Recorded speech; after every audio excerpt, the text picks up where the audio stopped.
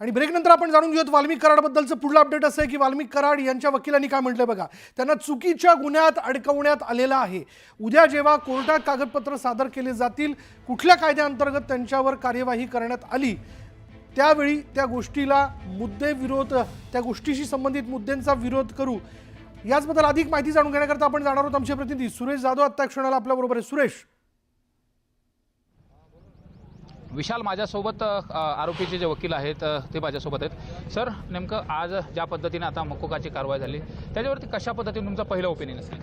नाही, मकोका संदर्भात आमच्याकडे कुठलेही कागदपत्र नाही आहेत. त्यांनी फक्त कोर्टात प्रोडक्शनचा अर्ज दिला, तो मंजूर केलेला आहे. ज्यावेळेस उद्या त्यांचं प्रोडक्शन होईल त्यानंतर मग काय ते ठरवता येईल. आता त्या संदर्भात आम्हाला कुठलीही माहिती नाही. त्यांनी कुठल्या मुद्द्यावर मागितलं, त्यांच्याकडे काय आहे या संदर्भात आम्हाला कुठलीही माहिती नाही. उद्या रेकॉर्ड आल्यानंतर बघता येईल त्याच्यावर. मात्र मगाशी तुम्ही जसं हे करत असताना डिफाईन करत असताना एक गोष्ट हे केली होती की या हत्येच्या गटामध्ये कुठलाही यांचा सहभाग नाही अशा पद्धतीने तुम्ही मांडणी केली होती. मात्र मग तरी देखील अशा पद्धतीने कसं काय झालं? तेच सांगतो तुम्हाला की ते त्यांनी प्रोडक्शन मागितले, त्याच्यामध्ये काय त्यांच्याकडे रेकॉर्ड आहे ते आमच्याकडे रेकॉर्ड नाही. उद्या ज्यावेळेस आम्ही त्यांच्या अर्ज कॉपी घेतो त्याच्यानंतर बघता येईल. पण जे काय खंडणीच्या गुन्ह्यामध्ये क्लिअर होतं की त्यांच्या कुठेही त्यांनी उलट पक्षी असं मागणी केलेली होती की आम्हाला त्याच्यात तपास करायचा आहे, म्हणून आम्हाला कस्टडी आवश्यक आहे. त्याचा अर्थ होतो की त्यांच्याकडे आजपर्यंत खंडणीच्या गुन्ह्यांमध्ये तरी काय, त्यांच्या खुनाच्या गुन्ह्यामध्ये काय सहभाग आहे असं कुठलंही एव्हिडन्स त्यांच्याकडे आलेलं असं दिसत नव्हतं. मात्र आपण जर बघितलं तर आज त्यांना परत जी मकोकाची प्रक्रिया आहे ती पूर्ण केल्यानंतर उद्या आणखी परत न्यायालयात हजर केलं जाईल का? ती कशा पद्धतीने उद्याच्या उद्या बघता येईल. ती प्रक्रिया कशा पद्धती असू शकते? ते उद्या त्यांना हजर करतील, ते बघता येईल पुढे काय आहे त्या. मात्र एकंदरीत तुम्ही याला चॅलेंज करणार आहात का? आणि नेमकं हे जे सुरू आहे ते कशा पद्धतीने? रेकॉर्ड आलेलं नाहीये. मी तुम्हाला मगाही सांगितलं की कागदपत्र आणल्यानंतर बघूया काय करायचं. मात्र जर आपण गुन्हा दाखल झालेला त्या संदर्भात थँक्यू सो मच पाहिलं, हे आरोपीचे वकील होते आणि त्यांनी देखील या संदर्भामध्ये ज्या पद्धतीने खोट्या गुन्ह्यात अडकवलं अशा पद्धतीने सकाळी युक्तिवाद केलेला होता. मात्र त्यानंतर आता ज्या पद्धतीने जो हत्येचा गुन्हा आहे त्या संदर्भामध्ये मोक्याची कारवाई झालेली आहे. मात्र अधिकृत त्या संदर्भातले कागदपत्र आमच्याकडे आले नाहीत. कागदपत्र आल्यानंतर त्याला चॅलेंज करायचं, कशा पद्धतीने करायचं या संदर्भात देखील ती प्रक्रिया पूर्ण केली जाईल. मात्र अधिकृतरित्या CIDचे जे तपासी अधिकारी आहेत त्यांनी न्यायालयाच्या समोर मोक्काच्या संदर्भात कारवाई करायची आहे असं मांडल्यानंतर ते न्यायालयाने ॲडमिट करून घेतलेलं आहे. आणि आता त्या संदर्भामधली जी प्रक्रिया आहे ती सुरू झालेली आहे. त्यामुळे अधिकृत ज्यावेळेस कागदपत्र येतील उद्या त्यांना या ठिकाणी न्यायालयाच्या समोर परत हजर केलं जाईल आणि परत PCR देखील मागितला जाऊ शकतो. त्यामुळे आता दोन गोष्टी यामध्ये या ठिकाणी आपल्याला दिसून येत आहेत की मकोका लावण्याच्या दृष्टिकोनातनं कायदेशीर जी काही प्रक्रिया करावी लागते त्या प्रक्रियेला जी ती सुरुवात करण्यात आलेली. दुसरं, मकोका लावण्यात आलाय का? सरकारी वकिलांचं असं म्हणणं आहे की 302 अंतर्गत कलम अंतर्गत त्यांच्यावरती मकोका लावण्यात आलेला आहे. म्हणजे याचाच अर्थ वाल्मिक कराडला यापुढे जामीन मिळणं हे अत्यंत कठीण असणार आहे. जर मकोका लावण्यात आलेला आहे 302 अंतर्गत तर निश्चितच तपास यंत्रणेच्या हाती काहीतरी मुद्दे लागले असावे, ज्या ग्राउंडवरती खरं तर त्यांच्यावर मकोका लावण्याची मागणी जी आहे ती केली जाते आहे. आणि दुसरीकडे जर आपण पाहिलं, आरोप केला जातोय वाल्मिक कराडांच्या समर्थकांकडनं की केवळ दबावापोटी 302 कलमा अंतर्गत त्यांच्यावर कारवाई करण्यात येते. त्याच्यामुळे त्या परळी पोलीस स्टेशनच्या बाहेर वाल्मिक कराड यांच्या मातोश्री, त्यांची बायको, त्यांचे समर्थक आता आंदोलन करताना दिसतात. जोपर्यंत वाल्मिक कराडची सुटका होत नाही तोपर्यंत पाण्याचा थेंब देखील घेणार नाही असं त्यांच्या मातोश्रींनी म्हटलं आणि त्यांची प्रकृती आता बिघडत चालली.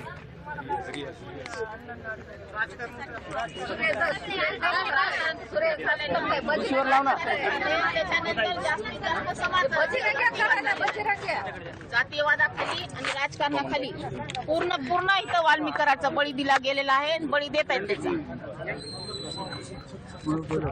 वाल्मीकन्या तुम संघर्ष करो, हम तुम्हारे साथ हैं. वाल्मीकन्या तुम संघर्ष करो, हम तुम्हारे साथ हैं. अन्यायावरचे खोटे गुन्हे रद्द झालेच पाहिजे. अन्यायावरचे खोटे गुन्हे रद्द झालेच पाहिजे. अन्यायाला न्याय मिळालाच पाहिजे.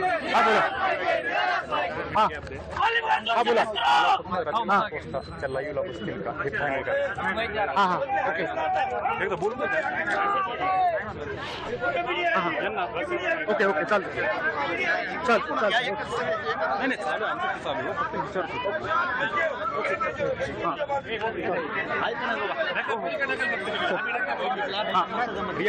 चार्जिंग करू आता.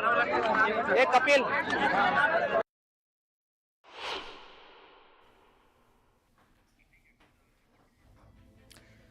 वाल्मिक कराड समर्थकांनी ठिकाणी आंदोलन करायला सुरुवात केलेलं आहे. त्यांच्याशी आम्ही संवाद साधला, बघूयात त्यांनी काय म्हटलं.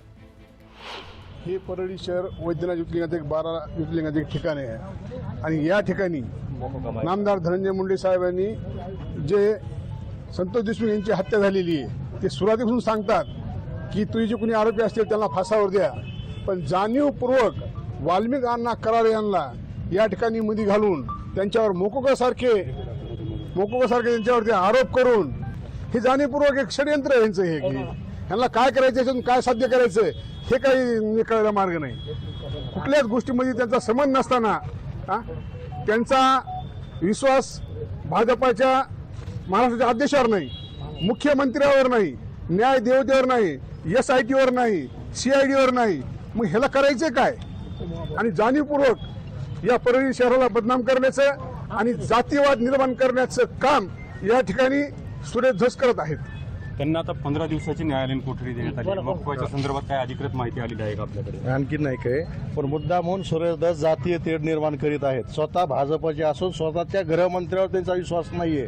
मुद्दाम स्वतःच्या स्वार्थापोटी हे मुद्दाम नाव गवण्याचा प्रयत्न करीत आहेत. प्रॉपर्टीच्या संदर्भातही ते पुरावे सादर करत आहेत. प्रॉपर्टी कुठं आणखी नाहीच ना, कुठले पुरावे? इकडं कोणतरी काहीतरी बोलणार, तिथं आहे, इथं ते आहे, तिथं ते आहे, फक्त चर्चेमध्येच ना. मूळ कारण काय वाटतं की वाल्मिक कराड यांचं नाव वारंवार कशामुळे घेतलं जाते? मुद्दाम राजकारणासाठी गोवलं जात आहे ना बरे. साहेबाला अडचणीत आणण्यासाठी षडयंत्र चालू आहे सगळ्यांचं. वाल्मिक कराड यांच्या आईची प्रकृती देखील बिघडलेली दिसते. आमची अशी मागणी आहे परळीकरांची, ते जे खून प्रकरणी पूर्ण महाराष्ट्र संतोष भैयाच्या दुःखामध्ये सामील आहे, परंतु हे जे आमदार आहे धस आणि संदीप क्षीरसागर हे ह्याच्यामध्ये राजकारण करत आहेत 100%. आणि मी कडकडीची विनंती करतो की कोणी जरी टाकीवर जाऊन शासनाला प्रशासनाला भीती घालून की अण्णाला विनाकारण 302 मध्ये घटायचं वाढायचं काम करू नये. कारण की अण्णावर ह्या परळीकरांचं आणि महाराष्ट्राचं प्रेम आहे. अण्णाला नाहक बदनाम करण्यात येत आहे आणि ह्या जे कधी ह्या प्रकरणामध्ये असेल तर नामदार धनंजय मुंडे साहेबांनी स्पष्ट सांगितलेलं आहे त्यांना फाशी द्या. पुढील दिशा काय राहील? आता शहर तर जवळपास मोठ्या प्रमाणात बंद करण्यात आलेलं आहे. पुढील दिशा काय राहील आंदोलन? वाल्मिक अण्णाची इथं आई आलेली आहे आणि वाल्मिक अण्णाच्या परिवारासोबत पूर्ण परळी आहे. आज परळी कडकडीत बंद व्यापाऱ्यांनी केलेली आहे, कारण की हे विनाकारण नवीन स्टंट करत आहेत. स्टंट हे आपलं सुरेश धस हे क्षीरसागर रोज नवीन उठल्या नवीन काहीतरी नाटक करायचं. आणि एक गोष्ट लक्षात ठेवा, देशामधले सर्व उच्च तपास यंत्रणा हे तपास करत आहे. SIT आहे, CID आहे, पोलीस प्रशासन आहे महाराष्ट्राचं. आम्हाला विश्वास आहे अण्णाला न्याय मिळेल, परंतु हे नवीन नाटक करत आहेत. एक गोष्ट लक्षात ठेवा, तुम्ही याच परळीमध्ये बघितलं असेल, बाया महिला आणि प्रत्येक जण टावरवर चढतील, कुणी आत्मदहन करतील, ह्याचं प्रशासन जबाबदार राहील. थेट आत्मदहनाचा इशारा करत देत आहेत तुम्ही? हो. आता कसं आहे माहिती का, अण्णा ह्या परळीचं जीव आहे, परळीची शान आहे आणि अण्णानं कधीही चुकीचं काम केलेलं नाही. आणि 18 पगड जातीचं नेतृत्व म्हणजे वाल्मिक अण्णा आहेत. त्यांच्या समर्थामध्ये आणि त्यांनी जे कार्य केलेले आहेत, 1 लाखापेक्षा जास्त लोक मैदानात उतरतील. साहेब, एकूणच वाल्मिक कराड यांच्या बोला. तपास यंत्रणेवर जर दबाव आणून जर असं होत असेल, कोणावर 302 किंवा 307, तर हे चुकीचं आहे. भारताचं संविधान समोर ठेवून पोलिसांनी आणि CID आणि SIT ने निर्णय घ्यावा, आम्हाला ते मान्य आहे. पण उगाच कुणीतरी कोणती एखादी जात दबाव तंत्र जर वापरत असेल कायद्यासाठी, तर हे पूर्णपणे आपल्या भारत देशालाच अन्याय आहे. पूर्ण वाल्मिक अण्णावरच नाही तर संविधानाचा अपमान आहे. पुढील आंदोलनाची दिशा काय राहील? आज तर पुढील आंदोलनाची दिशा ही स्टार्टिंगला वाल्मिक अण्णाची आईच तर उठणार नाहीत. ते मेले तर मेले म्हणून सकाळीच त्यांनी सांगितलं मी इथंच मरणार आहे म्हणून. बाकीचं बेमुदत बंद परळी राहणार. बाकीचे मग आता हे बीड डिस्ट्रिक्ट मध्ये जे ठरवतील. संदीप क्षीरसागरांवर आरोप होतोय या ठिकाणी, धस यांच्यावर देखील आरोप होतोय. काय वाटतं? हे पूर्णपणे खरे आहेत, तेच खरे डॉन आहेत. हे आका जे म्हणतात ना, खरा सुरेश धसच आका आहे आणि संदीप सुद्धा आका आहे. त्यांनी SP गायब केले त्याच्या आजीने येते आणि हे खरे आका. आणि इकडे अण्णा वाल्मिक अण्णा एका कष्टकऱ्याचा गोरगरिबाचा लेकरू एक मोठं झालं म्हणून यांना देखवना गेलंय. आणि एवढा गोरगरिबाच्या पुढे जाऊन ह्यांच्या पुढे जाऊन पाया पडलेले ते सुरेश दस अण्णाच्या त्यावेळेस माझ्या समोर पाया पडलेत वाल्मिक अण्णाला फोन करून अण्णा म्हणून. 2 दिवस अगोदर मुंबईमध्ये 2 दिवस अगोदर स्वतः सुरेश दस अण्णाला भेटलेले आहेत, अण्णाचा सत्कार केलेला आहे त्या सुरेश दसने निवडून आलो त्यांच्या पाया पडले. स्वतः सुरेश दसने स्वतः. ह्याचा सुद्धा तपास करावा ना पोलिसांनी. आता विसरले का मग ते? आता विसर राजकारणापोटी द्वेषापोटी गद्दार झाले. गद्दारच आहे पहिल्यापासून. ह्या पक्षातून त्या पक्षात त्या इकडून तिकडे उडी मागायची, तिकडून तिकडे हे करायचं ते करायचं. सुरेश दसचीच चौकशी झाली पाहिजे या प्रकरणामध्ये. त्यांच्यावर आरोप झाले तर त्यांच्यावर बी चौकशी झाली पाहिजे सुरेश दस बरोबर. ते ऑनस्क्रीन येऊन संदीप क्षीरसागर असतील किंवा सुरेश दस असतील ऑनस्क्रीन येऊन आरोप करतायत, डॉक्युमेंट दाखवत आहेत. कोणते कुठले डॉक्युमेंट दाखवले, कुठल्या गोष्टी दाखवल्या, या साईडला दाखल करा. कुठले हे पुरावे केले. फक्त आरोप करायचे, मीडिया समोर यायचं आणि आरोप करायचा. प्रत्यक्ष काय सिद्ध झालंय, कुठं काय झालं आता काहीच नाही ना. त्यांच्याकडचं प्रूफ असतील तर दाखवायला पाहिजे तरी प्रूफ प्रत्येकाला द्यावा, कोर्टामध्ये द्यावा ना त्यांनी. काय त्यांच्याकडे फक्त आरोप करायचे. हे संविधानाचा अपमान आहे. दबावाखाली घेऊन पोलिसला आणि कायद्याला विनाकारण वाल्मिक अण्णाला अडकवण्याचा प्रयत्न आहे आणि हे अन्याय आहे म्हणजे अन्याय आहे. हे असं होतं का रोडवर यायचं, ह्याच्यावर 302 करा, ह्याला मोका लावा, ह्याला हे करा. संविधान आहे का ना भारतात? बाबासाहेब आंबेडकरांनी संविधान भारताला दिलेलं आहे ना. न्यायदेवता आहे त्या पद्धतीनं चलन. हे आज हे करा, उद्या ते करा, हे एसपी ची बदली करा, त्याचं ते तसं करा, त्याचं हे करा, त्याचं हे करा. सगळ्या समाजात देश निर्माण करायचं काम सुरेश दस करीत आहे. सगळ्यांपासून सुरेश दसनंच तपास करावं. सगळ्यांनी घरी बसवावं. SIT असेल, CID असेल, त्यांच्यावर मारत असेल त्यांना सुरेश दसलाच न्यायाधीश करा. सुरेश दसला राजीनामा द्यावा, त्यात खुर्चीवर येऊन बसून तपास करायला हवा सुरेश दसांना. आणि मनोज जरांगेनं सुद्धा कुणावर भरोसा राहिलेला नाही त्यांचा बी. ह्याच्यावर हे असं करा, त्याला ते तसं करा, त्याला ते तसं करा. जाती ते निर्माण करायचं काम करीत आहेत वड्या म्हणला ते तुम्ही कोणाचे ते सगळ्या जगाला माहिती. तुम्ही सुद्धा यवनाच्या अवलाद देता. इकडून सांगतात परभणी आहे, तिकडून धाराशिववाले म्हणतात, ह्यांच्या घरात घुसा म्हणतात. हे काय प्रकार आहे? वड्या नाल्याच्या अवलादी म्हणतात. येऊन दाखवा म्हणा घुसायला. एकूणच या ठिकाणी जे आंदोलन सुरू आहे, आंदोलकांच्या संतप्त भावना आहेत आणि जोपर्यंत कराड यांच्यावर जे काही आरोप केले जात आहेत, त्यांच्यावर जे गुन्हे दाखल झालेत ते वापस घेणार नाहीत. आपण अन्य काही समर्थकांशी देखील बोलणार आहोत. काय सांगाल, हे आंदोलन कधीपर्यंत चालेल? आता आमच्या माणसाला जोपर्यंत न्याय मिळत नाही, वाल्मिकांना कराड परळी शहरात मीडियाने येऊन विचारावं काय माणसाने केलंय. त्या सुरेश दस कोणत्या कॅटेगरीचे आहेत ते चौकशी करावी, व्यापारी चौकशी करावी. तोपर्यंत आमच्या माणसाला जोपर्यंत मारो होत नाही, यापुढे या आंदोलनाची तीव्र दिशा आम्ही जाहीर करून याच्यापेक्षा मोठं आंदोलन चालू ठेवू. एक मिनिट, तुम्ही काय सांगाल तुम्ही? हे जे आंदोलन करून हे करून काय जे प्रशासनाला दबावाखाली घेत आहे काय, तर आंदोलन करून जर कुणावर जर खोटा गुन्हा दाखल जर होत असेल काय, तर ह्याच्यावरचा म्हणजे न्यायाधीशावरचा प्रशासनावरचा कोणताच नागरिक हे विश्वास ठेवणार नाही या गोष्टीवर काय. आणि ते ज्या पद्धतीमध्ये आंदोलन करतायत की खोटा गुन्हा दाखल करा, मोका लावा, 302 मध्ये वाल्मिक अण्णाला अटक करा काय, त्या गुन्ह्यामध्ये सामावून घ्या. तर आम्हाला माहिती, सर्व बीड जिल्ह्याला माहिती की वाल्मिक अण्णाचा ह्या आज SIT चौकशी करायली, CID करायली, पुन्हा SP करायली.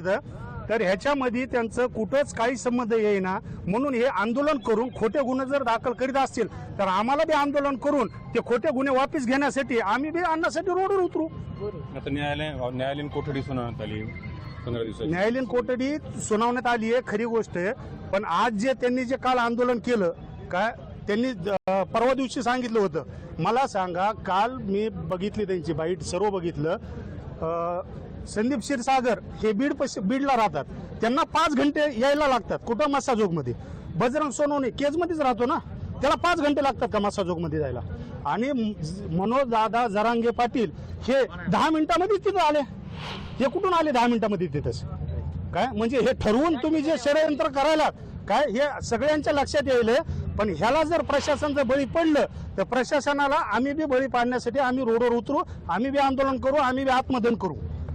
सत्ताधारी असतील, विरोधक असतील, सर्वच पक्षातील नेते विरोध करतात. हो, आम्ही जो संतोष दादा देशमुखचा जो मर्डर झाला, जो खून झाला, त्याला कुणीच पाठीशी घालत नाही. ते जे आरोपी आहेत त्यांना फाशी व्हावं म्हणून आम्ही बी निवेदन दिले, आम्ही बी रोडवर उतरलो.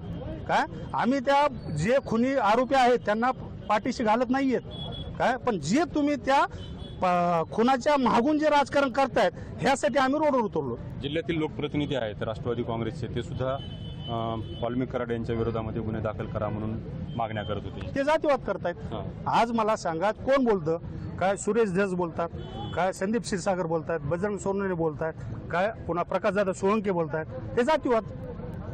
जातीवादासाठी हे जे की त्या 302 गुन्ह्याच्या मागून जे राजकारण चालू आहे काय हे त्यांनी थांबवावं. आणि ते जे प्रशासनावर जे दबाव टाकतायत की आंदोलन करून टाक्यावर चढून किंवा आत्मदहन करून, आज परळीमध्ये दोन घटना झाल्या काय की त्यांनी स्वतःच्या अंगावर पेट्रोल ओतून आत्मदहन करायचा प्रयत्न केलेला आहे. आणि यानंतर इथं वेळ झाली का ब्रेकची. ब्रेक घेऊयात आणि ब्रेकनंतर या संदर्भातले इतरही अपडेट पहा फक्त न्यूज 18 लोकमत.